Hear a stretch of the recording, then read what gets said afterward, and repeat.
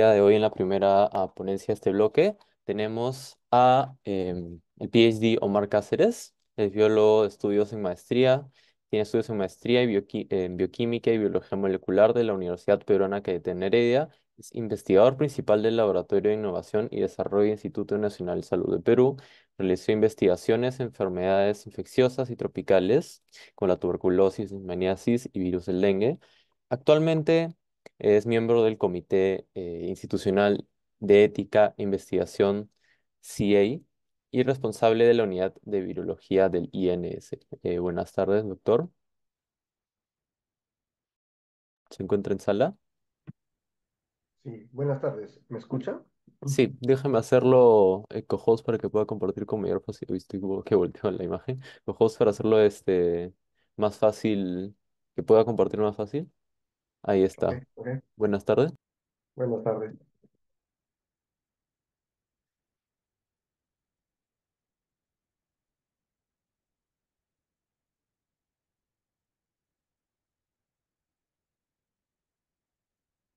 Ya puedo compartir, déjeme ver. Sí, sí podría compartir. Yo Ah, le sí, aviso si sí. se ve. A ver, un momentito, por favor. ¿Se observa? Sí, se observa, doctor. Ok, ok. Lo voy a poner en modo presentación. Sí, una cosa antes de que empiece, cuando parten Sí, 5 minutos antes de que acabe su presentación, le avisaré por un micrófono, ya que no va a poder ver, no va a poder verme lógicamente, así que sin nada más que aclarar, proceda, doctor, por favor. ok, usted me avisa entonces. Sí, Listo. Ok, empiezo. Dígame usted. sí, cuando quiera. Ok, El floor is yours. ok. Gracias, muchas gracias. Primero, agradezco a la sociedad por haberme invitado a esta ponencia. En realidad, es la segunda vez que lo hago y por ello agradezco mucho que me consideren como un ponente para esta reunión anual que suelen hacer. Les voy a dar, esta charla va a consistir básicamente en un panorama evolutivo del virus SARS-CoV-2, es decir, qué es lo que tenemos actualmente desde que apareció la pandemia en el año 2020, que fue el año en que lo detectamos en mi laboratorio, y de ahí cómo ha ido evolucionando el virus y qué es lo que tenemos actualmente, ahora que ya la pandemia ya ha terminado y que, digamos, los casos, ¿no? Que han habido en el país, pues han disminuido notablemente, ¿no? Entonces, para recordar un poquito, básicamente el coronavirus, el SARS-CoV-2, es un virus grande, de unos 50 o 200 nanómetros, con una membrana lipídica, un genoma de ARN de sentido positivo y un tamaño de casi 30.000 pares de bases, ¿no? Si nosotros comparamos con el virus dengue y el virus del VIH, que son más o menos aproximadamente 11.000 y tantos pares de bases, pues vemos que es casi 3 veces más grande que estos virus, ¿no? Por eso lo consideramos como que es un virus grande. Nosotros, a partir de que lo detectamos en marzo del 2020, en adelante o el instituto ha establecido un equipo de vigilancia genómica, inicialmente vigilancia genómica del virus SARS-CoV-2, y que ahora, en la actualidad, pues este equipo de vigilancia ya no solo hace SARS-CoV-2, sino también estamos vigilando virus dengue, estamos vigilando influenza y cualquier otro virus que aparezca, digamos, en el territorio nacional. Básicamente, el trabajo consiste en que primero de las muestras que hemos obtenido, que tenemos o que se han obtenido, mejor dicho, de los pacientes, ¿no? Se ha hecho un hisopado nasofaríngeo y ese hisopado luego se extraía el ADN utilizando, perdón, a ver, déjenme ver aquí.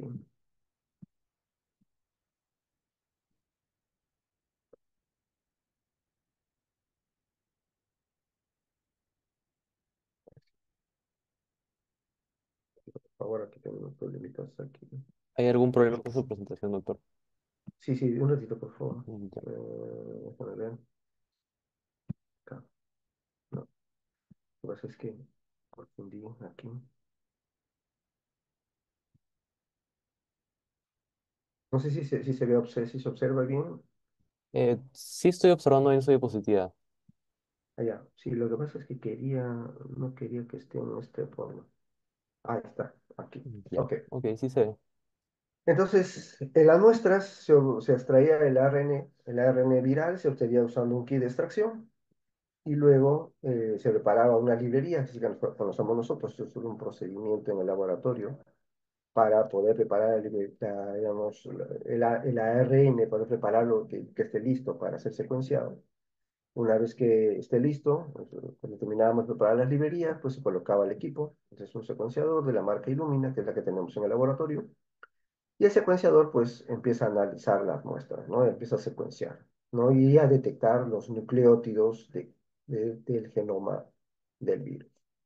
Una vez que termina de secuenciar, básicamente el equipo genera unos archivos que luego son analizados en los servidores que tenemos en el instituto. Inicialmente nosotros utilizábamos este hub llamado Base Space, que es del mismo Illumina, que tiene a su vez un software llamado Dragon. El software Dragon es un software que, digamos, es una serie de otros softwares que nos permiten hacer los análisis, nos hacen los análisis del genoma, pero también nos permite almacenar la información. ¿Sí? Entonces, y además, pues una vez que uno tiene, digamos, determina cómo están analizadas cómo están las secuencias, eh, se hace lo que se llama un curado de genomas, una curación de genomas, es decir, completamos los espacios, los gaps que existen en el genoma del virus, los completamos y haciendo las comparaciones con el virus, el genoma de referencia del virus que apareció en China. Y una vez que empezábamos a completar toda esta información, pues entonces lo cargábamos a esta base de datos llamado GSAID. GSAID es un repositorio a nivel mundial de genomas. Inició principalmente, o inicialmente empezó con ser un repositorio de genomas de virus influenza, pero con la pandemia, pues ampliaron más la capacidad de almacenamiento, entonces ahí se empezó a almacenar todos los genomas del virus SARS-CoV-2. Actualmente, pues ahora también se almacena el virus dengue, por ejemplo, el genoma del virus dengue. Entonces, ahí nosotros guardamos, o mejor dicho, reportábamos todos los genomas que se han venido secuenciando a lo largo de todo este tiempo, ¿no? Eso, como les dije, era en un inicio. Ya posteriormente, el equipo de vigilancia genómica estableció un propio pipeline, una propia, un flujo de análisis de bioinformático. Entonces ya nosotros ya no dependemos de Dragon, sino que tenemos nuestro propio pipeline en donde nosotros nos permite ensamblar el genoma, determinar las variantes genéticas, si hay sublinajes, pues se determinan los sublinajes, y además se hacen las curaciones y todos de luego se carga al G6, ¿no? No sé si ustedes alguna vez vieron o si pudieron hacer un seguimiento. Eh, Perú es el segundo país después de Brasil que reportó más genomas del virus SARS-CoV-2 en Latinoamérica, ¿no? Hemos reportado algo más de 40.000 genomas en todo este tiempo que venimos haciendo el análisis bioinformático o la vigilancia genómica de este virus. Entonces, el pipeline que nosotros tenemos está en los servidores del INS y nos sirve no solo para SARS, sino que ahora ya se ha hecho algunas modificaciones para analizar otros tipos de virus que ahora estamos haciendo seguimiento, como por ejemplo virus dengue, hemos hecho análisis de monkeypox, por ejemplo, el virus monkeypox, y otros virus más, ¿no? Además de influenza, ¿no? Bueno, entonces más o menos esta es la parte, digamos, bioinformática. Y además de otras herramientas bioinformáticas, pues entonces nos ha permitido establecer muchas cosas acerca de este virus que les voy a presentar. En el 2020, cuando empezó todo esto, y no se sabía, lo primero que uno era saber cómo podíamos nombrar al virus, ¿no? ¿Cómo se podía nombrar? Para ese tiempo, la OMS indicó de que lo mejor que se podía hacer era darle un código binario, es decir, un código alfanumérico que involucraba letras y números.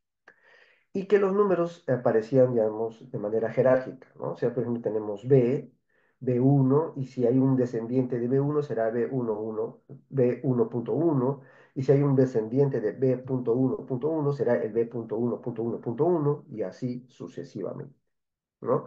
Esto fue la primera nomenclatura del virus para el año 2000, a ver, para el año 2020, por ejemplo, para diciembre de 2020, ¿no? No sé, prácticamente unos 9 meses después de que nosotros detectamos el virus en nuestro territorio, veíamos, por ejemplo, uno de los primeros análisis, que es la frecuencia en la que aparecen las variantes genéticas, ¿no? Entonces acá teníamos, primero, cuántos tipos de virus, digamos, o variaciones del virus había, ¿no? Entonces tenemos A2, A5, B, C13, C14, P y otros más, ¿verdad?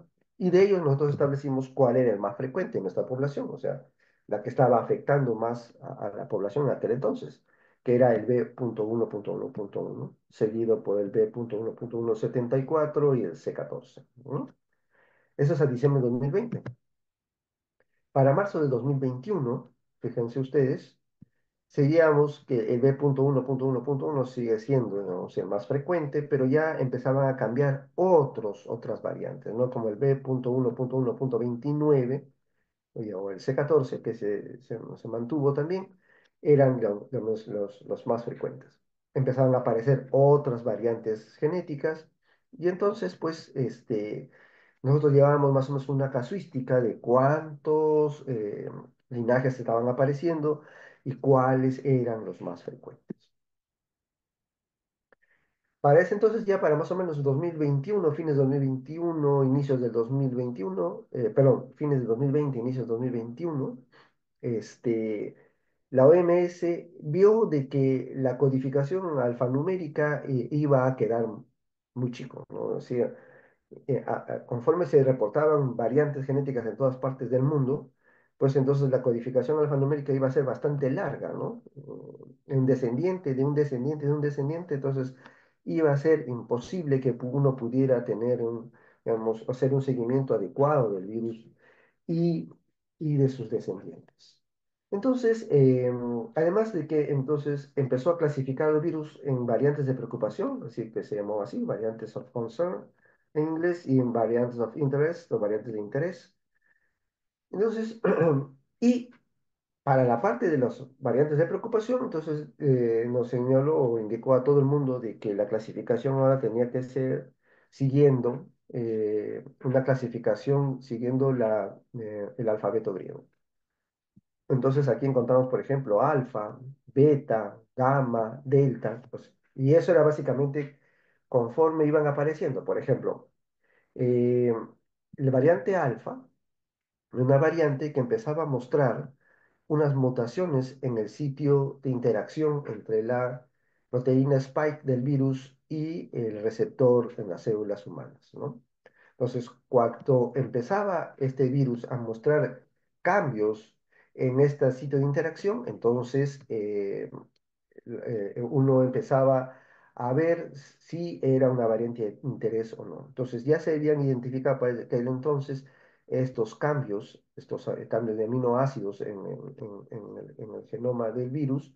Entonces, eso indicaba de que ya era una variante de preocupación. ¿Y por qué se llama variante de preocupación? Básicamente porque era un virus, o sea, una variante del virus que era mucho más agresiva. O sea, se transmitía más rápido, causaba mayor espectro de síntomas eh, se notaba pues una mayor virulencia en comparación con con las otras variantes. Y se llamó alfa porque fue digamos, la primera variante que empezó a mostrar estos cambios en ese sitio de interacción, como le quiero decir. Y así, ¿no? Apareció la variante beta, que fue la segunda, digamos, a nivel mundial que mostró estos cambios, luego gamma, luego delta, ¿no? En nuestro país nunca hubo beta, encontramos alfa y eran muy pocos casos, no eran muchos casos, no más allá del 3% de los casos. Luego apareció gamma, ¿no? Apareció delta, ¿no? Que tenían estos cambios, ¿no? Entonces, y aquí están los cambios, ¿no? Que ustedes pueden ver aquí, todos estos cambios y el sitio de origen, ¿no? No se apreció, ¿no? Alfa en Inglaterra, beta en Sudáfrica, gamma apareció en Brasil, delta en la India. Fueron los primeros reportes de estas variantes también. En nuestro país, pues nosotros tuvimos las que están marcadas ahí en rojo, alfa, gamma, delta, pero también tuvimos nuestro propio variante de interés, que fue lambda, ¿no? En el código alfanumérico es C37. Nosotros lo reportamos en lambda en diciembre del 2020, lo habíamos encontrado. Y por ejemplo, Colombia presentó otra variante llamada mu, ¿no? Con este cambio, ¿no? Que estaba aquí. Em, Ustedes se preguntarán, ¿pero es que apareció de pronto? No, fíjense, conforme iba pasando el tiempo, la nomenclatura ha ido cambiando. B.1.1, que es el que les mostré que era el más frecuente, en algún momento luego se pasó a llamar C37. ¿Ok? O sea, prácticamente cada mes o cada 2 meses, la nomenclatura iba cambiando, ¿no? Salían más artículos, decían, bueno, ahora vamos, esta es una nomenclatura mejor, qué sé yo. Entonces, lo que antes se llamaba BU.1.1.1 llegó a llamarse C37 y el C37 luego, con la nueva nomenclatura, se llamó lambda, ¿no? Entonces, hay una perfecta correlación, o sea, lambda, la variante, digamos, peruana, que lo encontramos aquí, pues era básicamente B.1.1.1, la que siempre ha predominado desde que apareció la pandemia en nuestro país. Entonces, pues, y Lambda básicamente circuló en Perú y en algunos países vecinos, pero más allá de eso, no había nada. Era una variante de interés porque tenía algunas mutaciones no tan, digamos, peligrosas, digamos, no tantas esas mutaciones reportadas en las otras variantes, pero mostraba ciertos cambios y en nuestro país, pues prácticamente copó todo el territorio nacional durante 2021, parte del 2021. Como ven ustedes pues aquí, en este gráfico, lambda era el 67% hasta mayo del 2021, ¿no? Seguido de gamma, seguido de alfa, que apenas, ya para ese tiempo era apenas el 1%, y habían otras variantes del virus circulando en nuestro territorio. Y aquí esta es una fotografía, llamamos así, del panorama epidemiológico que existía de SARS-CoV-2 hasta la semana epidemiológica 34. Vean ustedes aquí en celeste, eran las primeros variantes del virus que aparecieron en nuestro país en el 2020, ¿no? Cuando empezó la pandemia. De ahí fueron llegando otras variantes como lambda, ven ustedes, todo lo que es verde es lambda, que predominó en nuestro país por bastante tiempo. Habían otros que co-circulaban con lambda, como por ejemplo gamma, ¿no? Y, y vean ustedes, ya para la semana 25 de ese año, empezó a aparecer una variante llamada delta, ¿no? Y conforme fue pasando el tiempo, delta, que mostraba ciertas características, ciertas mutaciones que lo hacían mucho más transmisible que otras, fue copando, digamos, al territorio nacional. Como pueden ustedes ver ahí, para el año 2021, fíjense, para casi fines del 2021, Delta, la variante Delta, era la que predominaba en el territorio peruano, ¿no? Ya fue desplazando a Gamma, fue desplazando a Lambda, ¿no? Y esto básicamente, ¿por qué? Porque mostraba los cambios en el sitio de interacción, eran en los cambios aminoácidos que lo hacían que el virus ingresara con mayor facilidad a la célula humana. Pero una característica de Delta era que empezó a mostrar sublinajes dentro de Delta. Es decir, pequeñas variaciones en el genoma, ¿no? que hacían que no era, digamos, el mismo delta propiamente dicho, sino que eran variantes de delta, eran sublinajes dentro de la variante delta. Como pueden ver, por ejemplo, aquí este es un gráfico del territorio nacional de los diferentes departamentos de nuestro país, y vean ustedes la variedad, la diversidad de sublinajes que atacaban el país, ¿no? Había, por ejemplo, en La Libertad, solo circulaba un solo sublinaje, que es el AY25, pero en los demás, pues, todas las sublinajes o parte de los sublinajes identificados estaban distribuidos en todo el territorio nacional. Esta es una característica que no se veía en las otras. O sea, este fue el primer variante genética que mostraba sublinajes. Entonces, esto ya daba a entender de que el virus, pues, tenía una tasa de mutación en su genoma, por lo menos moderada, ¿no? Por no decir alta, ¿no? Fíjense ustedes, y desde que se empezó a detectar Delta, ¿no? Por ejemplo, aquí, vean ustedes, ¿no? Delta era, prácticamente empezó a distribuirse por todo el territorio nacional y a desplazar a las otras variantes que habían en nuestro país, ¿no? Desplazó a gamma, desplazó a lambda y prácticamente fue el predominante en todo el territorio nacional para fines del año 2021. De pronto empezamos a detectar, porque ya en otros países en el extranjero, sobre todo en Europa, empezaron a detectar otra nueva variante, la variante que pusieron el nombre Omicron. Entonces, nosotros empezamos a detectar, por la vigilancia genómica, empezamos a detectar 3 casos, todos asociados a Estados Unidos, es decir, la persona que en aquel tiempo ya no era una cuarentena tan estricta, y entonces algunas personas viajaron a Estados Unidos y retornaron y se infectaron allá, y cuando ingresaron acá al país, pues trajeron esta variante, ¿no? Entonces, cuando uno hace el análisis filogenético, pues ve que está asociada a, a Estados Unidos aquí, ¿no? ¿No? Como vemos aquí. Entonces, habían tanto de Estados Unidos como de Inglaterra también, entonces eso quiere decir que, bueno, pues este es un indicador, y ya se sabía ya en ese momento que las variantes pues llegaban con las personas, ¿no? Muchas personas cuando ya se abrió, digamos, el transporte aéreo, pues personas viajaban y luego retornaban y traían las variantes genéticas, ¿no? Entre ellas esta variante Omicron. Entonces, Omicron tenía pues unas mutaciones que lo hacían muchísimo más agresivo que Delta, ¿no? Es decir, mostraba que la infección era mucho más rápida, eh, la transmisión de persona a persona era mucho más rápida, y entonces pues fue, digamos, desplazando a Delta, que hasta ese momento era, digamos, el predominante en el territorio peruano. Como ven ustedes aquí, Delta para diciembre de 2021 es la que predominaba, pero para enero, un mes después, ¿no? Ya Omicron, que está en plomo, color plomo, fue, digamos, desplazando a Delta. Entonces, aquí uno puede ver que solamente en un mes, ¿no? Omicron, pues se hizo, digamos, entre comillas, dueño del territorio nacional, ¿no? Por su elevada transmisión, ¿no? Ya para febrero del 2022, ya prácticamente todo era Omicron. ¿Sí?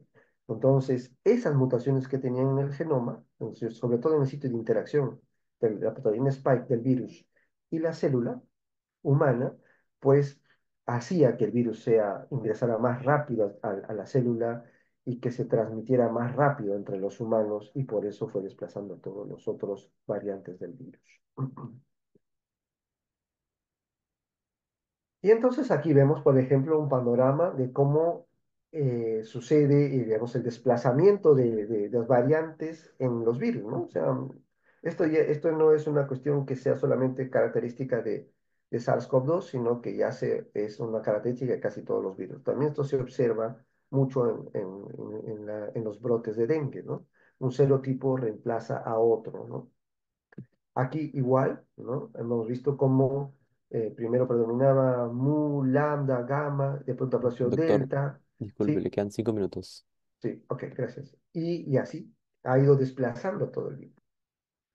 Esto solamente para mostrar por ejemplo, cómo cada cuadradito de color morado son las mutaciones que han apareciendo en el sitio de interacción.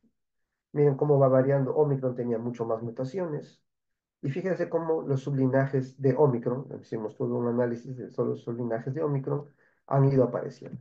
¿Ven? Estos son los sublinajes de Omicron, como las mutaciones han aparecido y han ido aumentando, y los desplazamientos de las variantes de Omicron. Este para mostrarles en las olas, la cuarta ola y la quinta ola, que básicamente se debían a variantes de Omicron, como ustedes pueden ver aquí. Cada pico es el pico de la cuarta ola, que correspondía con una variante de Omicron. Igual aquí, vemos para junio del 2022, Omicron era, digamos, que copaba todo el territorio nacional. Y empezamos a ver dentro de la variante Omicron, habían a su vez sublinajes que, digamos, que tenían ciertas características peculiares, ¿no? Como este BA275. Y no solo pues el equipo de vigilancia genómica reporta o hace la vigilancia del virus, también nosotros hemos reportado sublinajes, se proponen sublinajes a una institución que se encarga de determinar si un sublinaje propuesto es válido o no. Pues ahí todo lo que ustedes ven en verde son sublinajes propuestos por el equipo de vigilancia económica del INS y que fueron aceptados. La quinta ola, que ya causó más de 200, para esa época ya habían 217.000 muertes, pues estaban todos asociados a Omicron, como pueden ver ustedes aquí, y a las diferentes subvariantes o linajes de Omicron. Esto es también para mostrarles lo mismo, cómo ha ido desplazando los sublinajes, ¿no? Y algunos sublinajes en particular de Omicron que son los más, digamos, peligrosos, digamos así. Entonces, aquí tenemos sublinajes BA5 y BA4, que eran uno de los más peligrosos dentro de la variante Omicron. Sus mutaciones aquí, que ustedes pueden ver, y habían bloques de mutaciones así por cada subvariante. Entonces ya compartían muchas mutaciones. Y esto ha ido cambiando, ¿no? Entonces, prácticamente se refleja el hecho de que el genoma ya no era el mismo que el original que se apareció. Este es cómo ha ido la evolución del virus. Aquí tenemos variantes, las variantes originales. Aquí está Delta, que tenía una rama diferente a todas ellas. Y aquí está esta rama o clúster, y aquí está el lambda. Y aquí está Omicron, que ha tenido su propio, digamos, evolución, ¿no? Estos son los árboles que les muestro de las variaciones de todas las variantes genéticas de Omicron y en particular vean ustedes la recombinación, es decir, una variante se recombinó con otra variante y después una variante recombinante, ¿no? Y ustedes pueden ver que básicamente ahora en la actualidad, para este año, tenemos estas variantes circulando en nuestro país, ¿no? Y dentro de las recombinantes, que a su vez tienen sus propias variantes, ¿no? Pues aquí tenemos que es una de las que actualmente se encuentran circulando con las otras subvariantes, JN, que vemos en el slide anterior. JN1 es el que más ahora predomina, a pesar de que hay muy pocas muestras ya, pero esta es la que predomina en el territorio nacional.